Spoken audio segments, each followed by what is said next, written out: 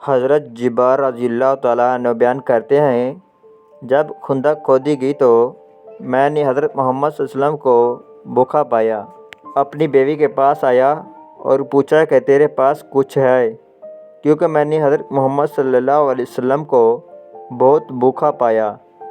اس نے ایک تھیلا نکالا جس میں ایک ساجو تھے اور ہمارے پاس ایک بکری کا بچہ پلا ہوا تھا۔ میں نے اسے ذبح کیا اور میری بیوی نے آٹا پیسا، وہ بھی میرے ساتھ ہی فارغ ہوئی۔ میں نے اس کا گوشت کاٹ کر ہانڈی میں ڈالا۔ اس کے بعد میں حضرت محمد صلی اللہ علیہ وسلم کے پاس لوٹا۔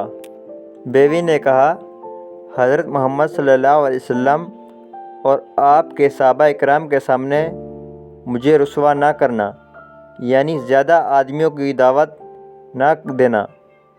جب میں آپ صلی اللہ علیہ وسلم کے پاس آیا تو چپکے سے عرض کیا، یا رسول اللہ علیہ وسلم، ہم نے ایک بکری کا بچہ ذبح کیا ہے اور ایک ساجو کا آٹا ہمارے پاس تھا، وہ تیار کیا ہے، تو آپ صلی اللہ علیہ وسلم چند لوگوں کے ساتھ تشریف لے چلیے۔ یہ سن کر حضرت محمد صلی اللہ علیہ وسلم نے پکارا اور فرمایا، اے خندق والو، جبار نے تمہاری دعوت کی ہے، لہٰذا چلو۔ اور حضرت محمد صلی اللہ علیہ وسلم نے فرمایا، میرے آنے تک ہانڈی نہ اتارنا اور نہ گوندے ہوئے آٹے کی روٹی پکانا۔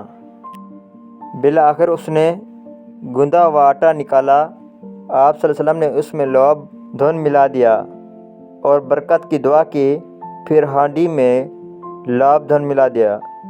اس کے بعد فرمایا، ایک روٹی پکانے والے کو اور بلا لو جو میرے ساتھ روٹی پکائے، اور ہانڈی سے سالن نکالو، مگر اس کو اوپر سے نہ اتارنا۔